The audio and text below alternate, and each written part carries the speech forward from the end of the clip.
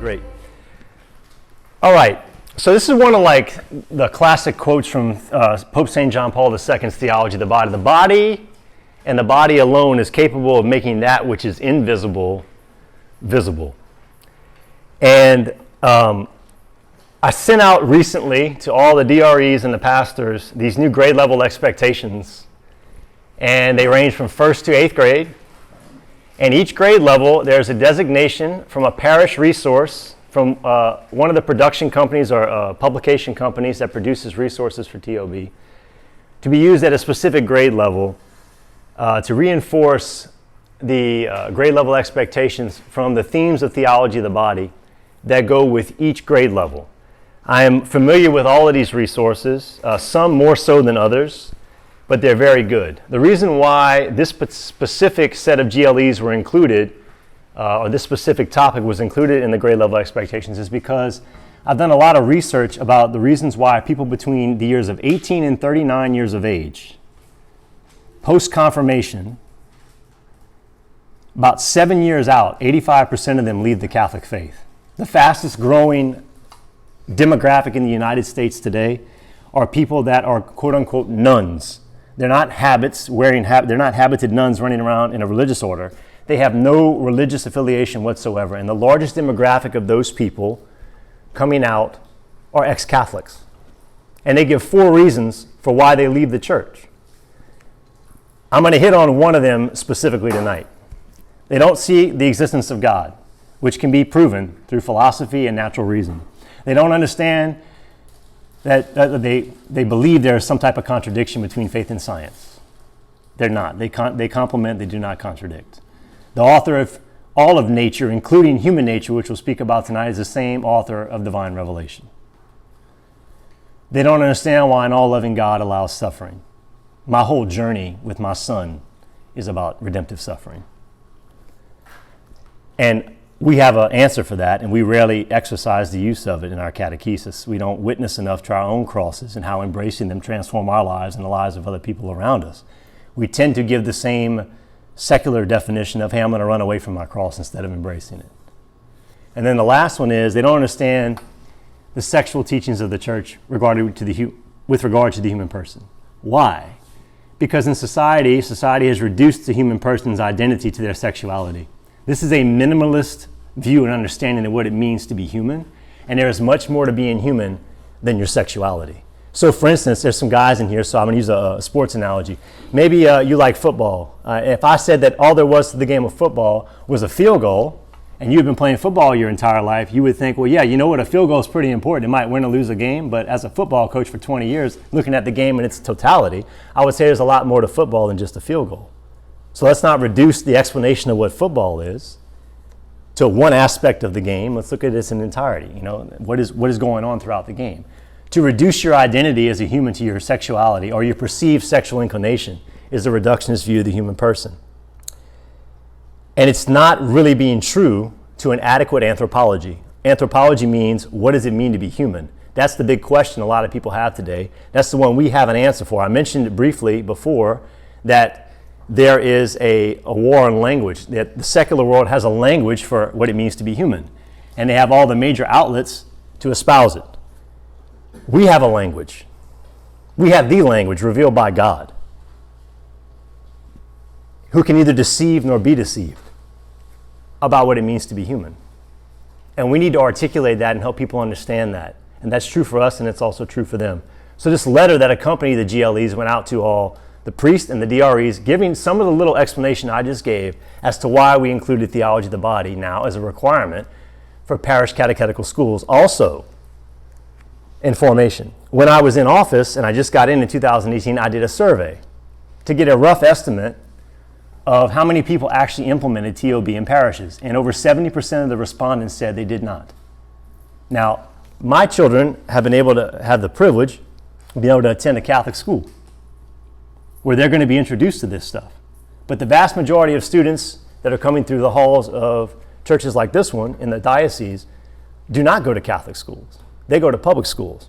And public schools are pushing the same social engineering agenda about what it means to be human that the mainstream media is, that universities are, that production companies are, that the corporate world is. You see it on TV all the time now, and we're sitting back and we're not giving an answer to that. And their arguments are convincing if you don't know that there's an answer to them. TOB is that answer. So I did bring a couple of resources via your DRE's request. I mentioned in the GLEs that Ruhr Woods would be a good option because it has actual parish level resources for different grade levels rather than just ones that are used for a 182-day cycle in a Catholic school, which can be very hard to adapt to a parish program. Ruhr Woods has those. They have ways that you can look at their literature-based program where you're reading stories to kids and drawing specific themes out of the stories that point to themes that are revealed in TOB. And when you have learners between the ages of 3 and 6 years old, they're very concrete. They just want to know what something is. That's a pedagogy about how young people in that age development in their brain function receive information. 6 through 12, they start to connect maybe abstract ideas. And then 12 through 18, it's more about relationships. That's why when you talk about like doing youth ministry with kids in high school, the relational aspect is so important. Because they're less interested in about what you have to say as they are in knowing that you care about them and that you're invested in them. Once they realize that and they know you care and that you are going to invest in them, they're going to listen to anything you have to say. So that's the key to that. And your brain doesn't finish developing until you're 30 years old anyway. So we have different ways that we receive information. So the literature-based idea is, okay, we're going to take storybooks, we're going to bring out themes that are going to be very concrete that we can now build upon, like you're a gift to be given and a gift to be received. That people have a unique body-soul composite. That just as Christ gave himself totally on the cross, his body, blood, soul, and divinity as a gift, and we receive him, when we receive him, we receive others because others live in him. So we need to see each other as a person to be loved rather than an object to be used. And everybody in this room has probably been used either physically or non-physically in your life, and nobody likes it. Because it's not an authentic expression of love. It's not total, it's not free, it's not fruitful, and it's not faithful. And that's the kind of love that Christ gave on the cross. And that kind of love is a selfless love that always looks out and wills the good of the person next to me, to will the good of other, what's in their best interest. Why am I a gift? Because I'm made in the image and likeness of a triune God whom I'm destined to be in communion with, and I'm looking for fulfillment in everything in life to fill a God-sized hole with everything but God. And that's why I'm not satisfied.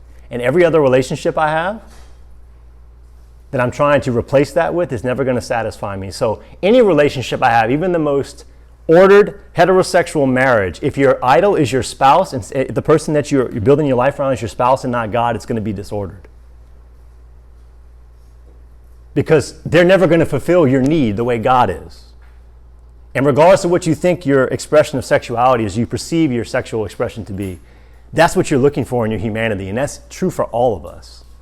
And if we tap into that when people are very young and we start to explain to them the nature of what it means to be a gift, and they see other people that way, not as a means to an end, but an end in of themselves. You stop seeing people and using people when you start loving people. And it just changes the way you see the world and the way they see the world. And our body does say something about that. Our body speaks a language. Nonverbal language. Our actions need to correlate with our body's language, otherwise we're lying.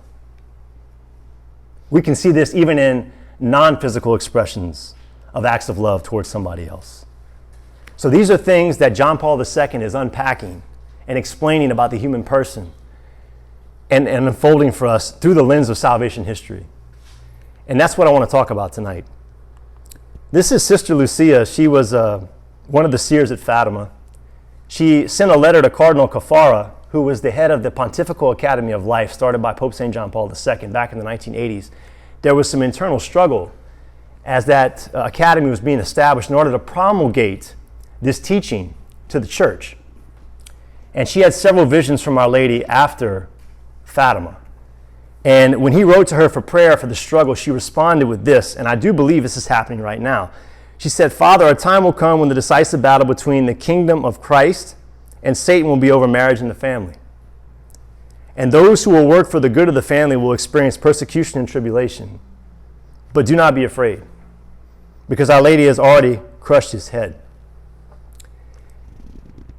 I'm going to say this, but in my 45 years of life that I've been on this earth, it's like a frog in boiling water. There's been a gradual and intentional redefinition of family, redefinition of marriage, and now we are currently in the position where actually secular society is trying to redefine what it means to be human.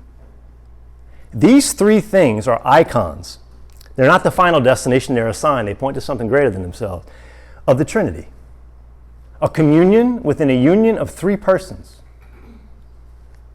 who infinitely share in the gift of self-giving love and produce life, spiritually or biologically. The image of the Trinity resides in each one of you, and it says in Genesis in the creation account, which I know you all teach, that a man leaves his father and mother, clings to his wife, the two shall become one flesh. So they have an individual being that now shares a being within the two of them, and then 9 months later, their love becomes so real, they give it a name. And now their being is not just 2 in 1, now it's 3 in 1. So if you're going to redefine the invisible reality, right, or the visible sign of the invisible reality of God's self-giving love in the world as Father, and you redefine the building block of society, then what was ordered by God has become very disordered. And our own image of what we perceive ourselves to be as humans becomes disordered. And this is what we see unfolding in front of us right now, before our eyes. So why are we doing this? Because do you believe the Bible is inerrant and inspired? We're talking about natural law. We're talking about things that were written on the heart of man by God in your very design, in your masculinity and in your femininity, okay? In St. Paul's letter to the Romans, it says very clearly in chapter 1, for what can be known about God is evident to them because God made it evident to them. He's speaking about the pagans in Rome who don't have the law of Israel, don't have the moral law, but they have natural law written on their heart. Ever since the creation of the world, his invisible attributes of eternal power and divinity have been able to be understood and perceived in what he has made. As a result, they have no excuse. For although they knew God, they did not accord him glory or give him thanks. Instead, they became vain in their reasoning. Sin darkens our intellect, it weakens our will, and senseless minds were darkened. While claiming to be wise, they were fools, and exchanged the glory of the immortal God for the likeness of an image of a mortal man. Therefore, God handed them over to impurity through the lust of their hearts for the mutual degradation of their bodies. They exchanged truth of God for a lie and revered and worshiped the creature rather than the Creator. Therefore, God handed them over to their degrading passions. Their females exchanged natural relations for unnatural, and males likewise gave up natural relations, we're talking about the conjugal act here, with females, and burned with lust for one another. And since they did not see fit to acknowledge God, God handed them over to their undiscerning mind and to do what is improper. They hate God. They are insolent, haughty, boastful, ingenious in their wickedness, and rebellious toward their parents. They are faithless, heartless, and ruthless. Although they know the just decree of God that all who practice such things deserve death, they not only do them, but give approval to those who practice them. Paul makes a reference in this same letter in the next chapter about the interior law and how in our conscience we can come to know these things to be true through reason alone. We don't need divine revelation to know these things are true, about the nature of the design of our body. Okay?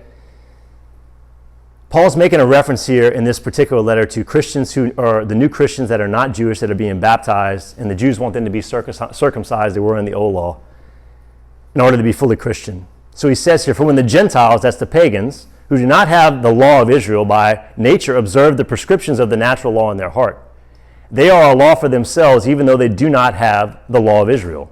They don't need it. You don't need somebody to tell you it's not a good idea to kill somebody, or it's not a good idea to steal, or it's not a good idea to covet your neighbor's wife, or to bear false witness. We know these things. God hands that to us. He reveals that in a deeper way. We know them in our conscience. They show that the demands of the law are written in their hearts. And of course, in the new covenant, God had said he was going to write his covenant through the Holy Spirit in baptism in our heart.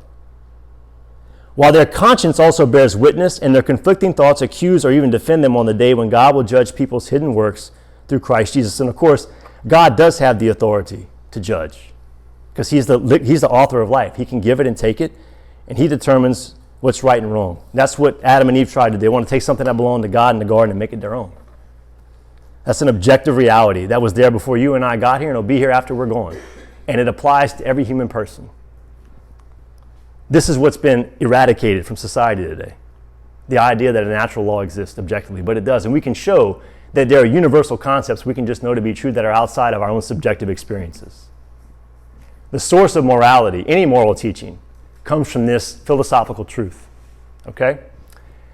This ideology is an attack on the Trinity, and it's an attack on the church. As I mentioned earlier, it's an attempt to redefine the three icons of the Trinity to be inverted, to be the exact opposite of what they are. It's a threefold denial of the Logos. In John's Gospel, we hear, in the beginning was the Word, and the Word was with God, and the Word was God. In the Greek, there is the Logos. The Logos is the mind of God. This is an attack on the mind or the reason of God. I just spoken about. The author of human nature is reason. It's an attack on the incarnation. Jesus comes in his humanity to show us what it means to be truly human. The only person we should be comparing ourselves to in our humanity is him, no one else. And it's an attack on his authority as the king of the universe, his social kingship, where the creator oversees all of creation, and that all of creation is ordered toward him. This ideology is a direct attack on that. If you have not read this book by Noel Marion, I would highly recommend just getting a concept of where the people are coming from. Understanding the ideology is really, really important, because when ideology attacks our faith, we have to respond to it. Now, this won't be a conversation for little kids, but if you're teaching junior high and high school, all this stuff that these kids are coming in here being bombarded with from the culture is coming from a mindset. This is the mindset it's coming from. It's a Marxist mindset. And I didn't just teach theology. I taught American history and civics for 13 years. And the advanced civics program at St. Thomas More that's there today, I developed it. So I spent my entire 17 years teaching before I moved into this position talking about in public the two things they tell you not to talk about in public: politics and religion. Okay? So Fulton Sheen was great at undermining the communist efforts in our country because he understood communism. And he could get people who had bought into that to come back to the truth, come back to the faith, but because he understood it. So we have to understand, right, where people are coming from. Dr. Scott Hahn interviewed Noel Marion. I don't know if you know who he is, but he's a professor of biblical theology at Franciscan University in Steubenville. The certification process we use is a Franciscan Catechetical Institute. It's connected to Franciscan University. And I took a couple of things from the interview and from the book that I thought I wanted to point out to you that I thought were really, really important about this particular resource. So I pulled two quotes from the book Awake Not Woke that I thought were really, really telltale of what I'm talking about. And maybe you see this in the culture in just a little different way. This is the why we need TOB part.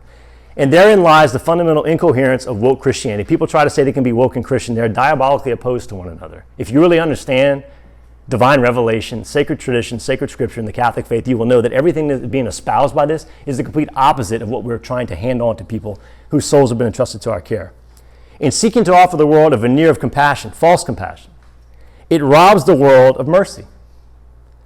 We become, as Cardinal George put it, a world that permits everything and forgives nothing. A world that is not only merciless, but Christless. And I had the privilege of meeting him before he died. In its perversion of Christianity, the woke elevate and glorify not the one true victim, Jesus Christ, by whose blood we are made innocent, but the gods, little g, of the woke mob, by whose victimhood we are made guilty. She talked about a study, done in 1932 by a sociologist, not a religious guy. His name was J.D. Unwin. And he said that if you could get 3 successive generations of individuals in a society to do 2 things, if you could get them to be unchaste outside of marriage, and you could get them to commit infidelity within marriage, within 3 generations, you could destroy a civilization.